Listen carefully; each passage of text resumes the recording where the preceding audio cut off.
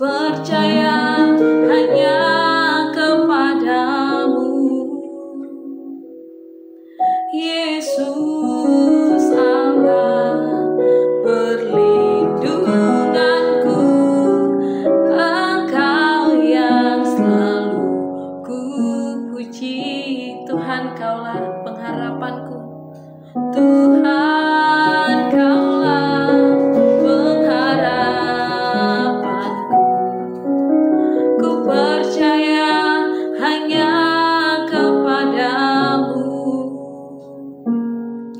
Yesus Allah perlindunganku, Engkau yang selalu ku puji.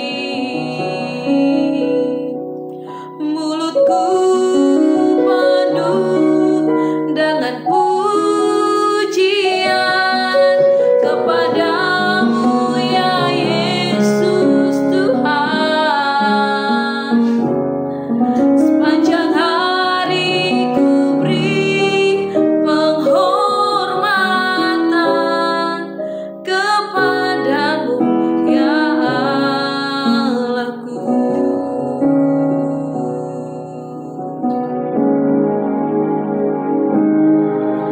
Tuhan, Kaulah pengharapanku. Ku percaya hanya kepadamu, Yesus Allah perlindunganku, Engkau yang selalu ku puji.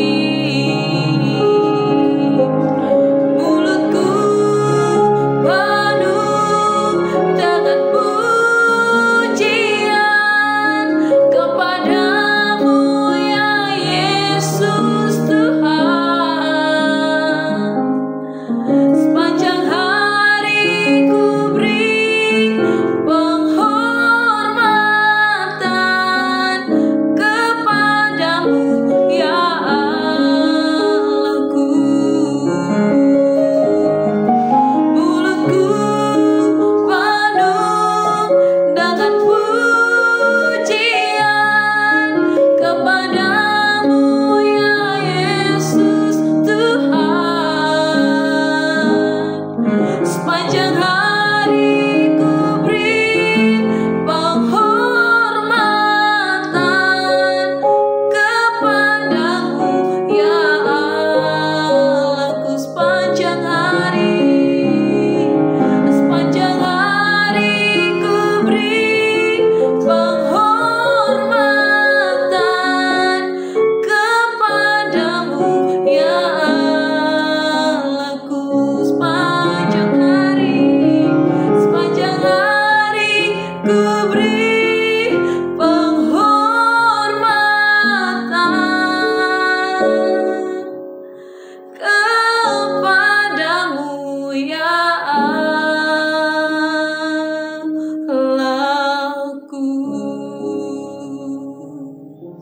Terpujilah namamu, ya Tuhan, dari saat ini sampai selama-lamanya, sebab hanya Engkau Allah yang bertahta, Allah yang berkuasa, Allah yang layak dipuji. Terima kasih Tuhan Yesus, Engkau sungguh baik di dalam kehidupan kami, ya Tuhan. Bapak, saat ini kami mau dibentuk, kami mau diajar oleh firman-Mu.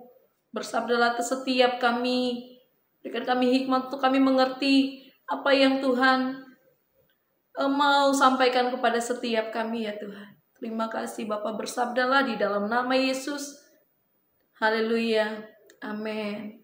Shalom Bapak Ibu Saudara yang dikasihi Tuhan, kembali bersama dengan saya pada hari ini Selasa tanggal 12 Agustus 2025. Saya ajak saudara, kita akan membaca dan merenungkan firman Tuhan dengan tema pada hari ini ialah masalahnya ada dalam diri kita. Tema kita pada hari ini diambil dari Injil Markus pasal 12 ayat 28 sampai 34 dan kita boleh membaca dalam kitab Yesaya pasal 58 sampai dengan pasal 63. Izinkan saya membaca dari Injil 12 ayat 33 sampai 24, demikian firman Tuhan. Memang mengasihi Dia dengan segenap hati dan dengan segenap pengertian dan dengan segenap kekuatan, dan juga mengasihi sesama manusia seperti diri sendiri adalah jauh lebih utama daripada semua korban bakaran dan korban sembelihan. Yesus melihat bagaimana bijaksananya jawab orang itu, dan ia berkata kepadanya, "Engkau tidak jauh dari kerajaan Allah." Dan seorang pun tidak berani lagi menanyakan sesuatu kepada Yesus. Perenungan kita pada hari ini, setiap orang Kristen, bahkan yang paling rohani sekalipun, tidak kebal terhadap pergumulan batin. Kita bisa terlihat tenang di luar, tetapi di dalam diri ada perang yang tidak terlihat antara keinginan pribadi dan kehendak Allah. Firman Tuhan dalam kitab Yakobus 4 ayat 1 sampai dengan yang keempat menggambarkan dengan tajam bahwa sumber banyak konflik eksternal justru berasal dari pergolakan internal. Bagaimana dapat dijelaskan tentang gejolak di dalam diri seseorang yang mengakibatkan perseteruan eksternal? Saya akan mengambil dalam Yakobus 4 ayat 1 sampai 4. Yang pertama, sumber konflik yang berasal dari hawa nafsu. Dapat saudara baca dalam Yakobus 4 ayat 1 yang berkata, "Dari manakah datangnya sengketa dan pertengkaran di antara kamu? Bukankah datangnya dari hawa nafsumu yang saling berjuang di dalam tubuhmu?" Yakobus menyingkapkan akar dari pertengkaran dan sengketa adalah keinginan-keinginan duniawi yang bergejolak dalam diri.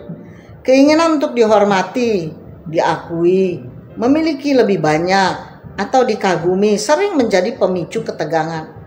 Bukan hanya dengan orang lain tetapi juga dengan Tuhan. Kita perlu bertanya, apa yang sedang berperang dalam hatiku? Apa yang aku kejar? Kehendak Tuhan atau keinginan dagingku? Kedua, keinginan tanpa doa dan mencari tanpa Tuhan. Dalam Yakobus 4 ayat 2 sampai 3. Kamu mengingini sesuatu, tetapi kamu tidak memperolehnya, lalu atau kamu berdoa juga, tetapi kamu tidak menerima apa-apa karena kamu salah berdoa.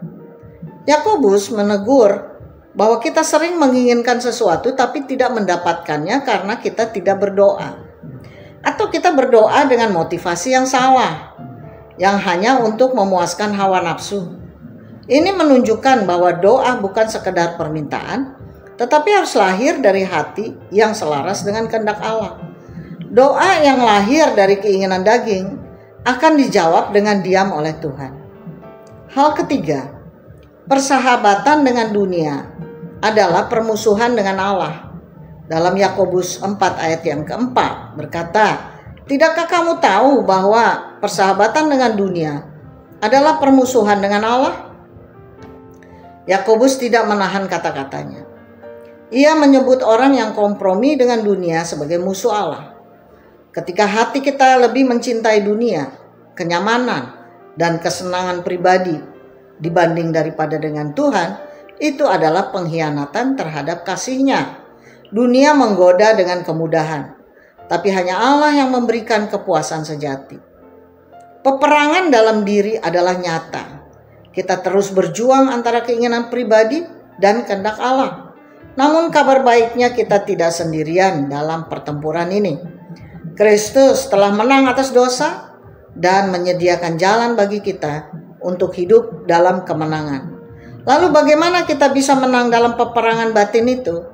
Yesus memberikan jawabannya dalam Markus pasal 12 ayat 30, yaitu, "Kasihilah Tuhan Allahmu dengan segenap hatimu dan dengan segenap jiwamu dan dengan segenap akal bunimu dan dengan segenap kekuatanmu." Bagaimana menang dalam peperangan batin? Yang pertama, kenali dan akui keinginan daging.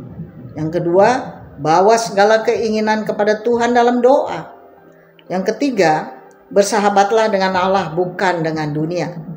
Dan yang keempat, tunduk pada Roh Kudus. Dapat saudara baca dalam Galatia 5 ayat 16 sampai dengan 17. Nah, refleksi kita pada hari ini, saudara. Inilah senjata utama dalam peperangan batin, yaitu kasih yang utuh kepada Allah. Ketika kasih kepada Tuhan memenuhi hati kita, maka tidak ada ruang lagi bagi keinginan yang menyesatkan. Ketika hati terarah sepenuhnya kepadanya, maka kehendaknya menjadi kerinduan terdalam kita. Menang dalam peperangan batin bukan soal menguatkan diri sendiri, tetapi soal menyerahkan diri sepenuhnya kepada kasih Allah. Demikian renungan kita pada hari ini. Mari kita berdoa. Allah Bapa di sorga, kami bersyukur, berterima kasih untuk firman-Mu, dan terima kasih Tuhan Yesus untuk kebenaran renungan pada hari ini yang terus mengingatkan kepada kami supaya kami menjadi pelaku firman, yaitu mengasihi Tuhan dengan segala keberadaan kami, tidak kekurangan suatu apapun untuk menerima kasih-Mu yang sejati, karena kami sungguh hati kami hanya tertuju kepada Engkau. Terima kasih Bapa. Sertailah kami sepanjang hari ini, dan biarlah kami terus akan memuliakan Engkau di dalam nama Yesus. Kami berdoa dan bersyukur. Amin.